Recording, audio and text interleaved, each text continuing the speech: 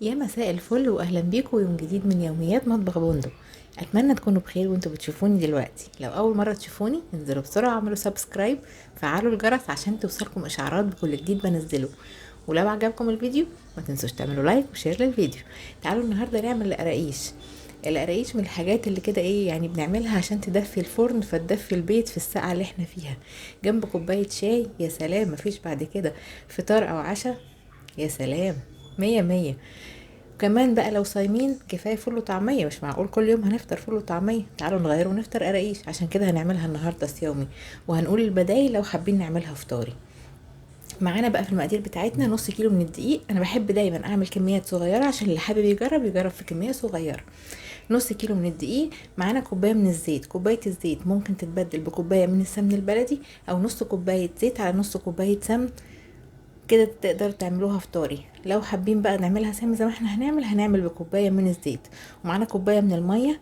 معانا باكو من الخميره معلقه كبيره، هننزل فيها في الميه الدافيه، وهننزل عليها بمعلقه كبيره من السكر، ونخلطهم مع بعض ونسيبهم لحد ما يتفاعلوا. تمام بالشكل ده كده. معانا كمان 3 معالق من السمسم، برضو اللي ما بيحبش السمسم يقدر يستغنى عنهم. معانا ربع معلقه صغيره من الملح. معانا معلقه صغيره من ريحه الكحك، دي طبعا بنجيبها من عند العطار. ومعانا نص معلقه صغيره من البيكنج باودر. طريقتنا بقى سهله جدا. هنسيب بقى الخميره على جنب تتفاعل، وهنبدا نشوف هنعمل ايه. هننزل بقى بالسمسم، الملح، ريحه الكحك، وكمان البيكنج باودر، ونخلط بقى كل المكونات دي في الدقيق كويس جدا جدا بالشكل ده. انا هنا مستخدمه دقيق عادي. الافضل ان احنا كنا نستخدم دقيق الكحك والبسكوت، لكن انا هنا مستخدمه دقيق جميع الاغراض، برضو بيطلع ناجح وحلو جدا. انا حبيت برضو اعملها بدقيق لجميع الاغراض عشان ده اللي متوفر اكتر عندنا في البيوت، علشان بعد ما نخلص الفيديو نقوم بسرعه ونعمل شويه قراقيش حلوه كده للناس اللي قاعدين معانا في البيت، ونبسطهم بيها على العشاء او على الفطار. اهو بالشكل ده كده. بعد كده هننزل بكميه الزيت كلها، وهنا بقى هنبس كويس. دي اهم مرحله في القراقيش، ان احنا نبس الزيت مع الدقيق كويس، الزيت او السمنه او السمنه على الزيت زي ما انتوا حابين بقى. هنقلب بس شويه كده بالمعلقه، وبعد كده بقى نقعد نبسهم كويس، نغلف كل حبات الدقيق بالزيت. القراقيش ما بتحبش العجن الكتير عشان ما تنشفش. كل اللي هنعمله ان احنا بس كده باطراف الاصابع نبس كده كويس، ونغلف كل حبات الدقيق بالزيت اللي معانا اهو بالشكل ده كده. اتاكد ان كل الزيت اتشرب في الدقيق.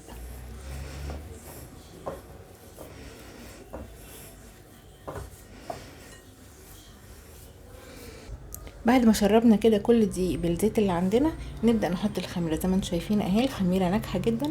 نبدا بقى ننزل بيها على العجين بتاعنا. مش هنزل بيها كلها عشان ربما يكون الدقيق طبعا من كل نوع للتاني بيختلف، ما يشربش كل كميه الميه اللي احنا مستخدمينها. فهننزل بقى كده ونقلب. زي ما قلت لكم مش عايزين نعجن كتير، احنا بس هنلم اهو.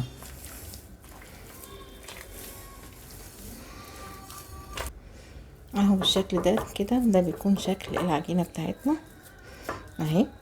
بصوا اهي بالشكل ده كده. مش هنعجن بقى كتير زي ما قلت لكم علشان ما تعملش عرق وتنشف معانا. هنسيبها بقى نص ساعه ترتاح، وبعد كده نبدا في التشكيل. تعالوا بقى كده بعد ما عدى نص ساعه على العجينه، هناخد قطعه من العجين ونبدا نلف رول كده بالشكل ده. طبعا الرخامه ناشفه ونضيفه، لازم تكون ناشفه جدا عشان مفيش حاجه تاثر على العجينه. ممكن نرشها كمان حبه بسيطه من الدقيق عشان ما تلزقش فيها اهو بالشكل ده كده. ما نبالغش بس في رش الدقيق علشان ما تغيرش من قوام العجينه. هنبدا بقى نفردها بالشكل ده كده سمك رفيع عشان احنا لسه هنسيبها تخمر تاني. نبدا بقى نسويها اهي. طبعا ده بنلمه ونعمله مره تانية. نبدا بقى نقطع التقطيعه التقليديه بتاعتنا بتاعه القراقيش بالشكل ده. انا بحبها رفيعه شويه، مش بحب اتخنها قوي اهي.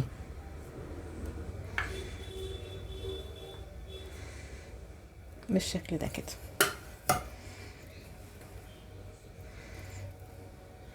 ممكن اقصر شوية اطول زي ما انتوا حابين، هي تبقى بالشكل ده كده اهو. بالشكل ده كده هسيبها بقى ترتاح نص ساعة، وبعد كده ادخلها فرن سخن على 180 رف اوسط. هتاخد تقريبا من 12 ل 15 دقيقة.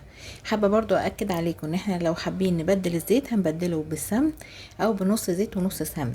كمان المية نقدر نبدلها بالحليب لو احنا حابين نعمله فطاري. وده كده شكل الصاج بعد ما طلع من الفرن. اخد 10 دقايق على الفرن، النار شغالة من تحت، وبعد كده شغلت الشواية دقيقتين اتنين عشان ياخد لون من فوق بالشكل ده.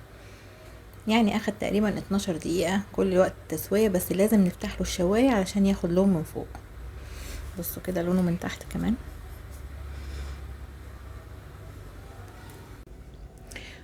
ودي كده شكل القراقيش بتاعتنا بعد ما خلصت. شكلها تحفة جدا وريحتها ملت البيت، طعمها ملوش حل. دفتنا ودفت البيت جنب استكانة شاي كده على اخر اليوم، وشوية قراقيش من بتاعة مطبخ بندق، وبس خلاص وانسوا اي حاجة واسرحوا بقى مع القراقيش وجمالها. وكمان طالعه ايه هايله، اكنها معموله بالسمن البلدي. بصوا عايزه اوريكم عامله ازاي من جوه، شوفوا جميله ازاي، مش مكبوسه ولا اي حاجه. بصوا كمان ناعمه جدا جدا جدا بطريقه فظيعه، كانها بجد معموله بسمن بلدي. اتمنى ان انتوا تجربوها وتبعتوا لي تطبيقاتكم على صفحه الفيسبوك يوميات مطبخ بندق، وتكتبوا لي في الكومنتات رايكم. واشوفكم في فيديو جديد قريب. سلام.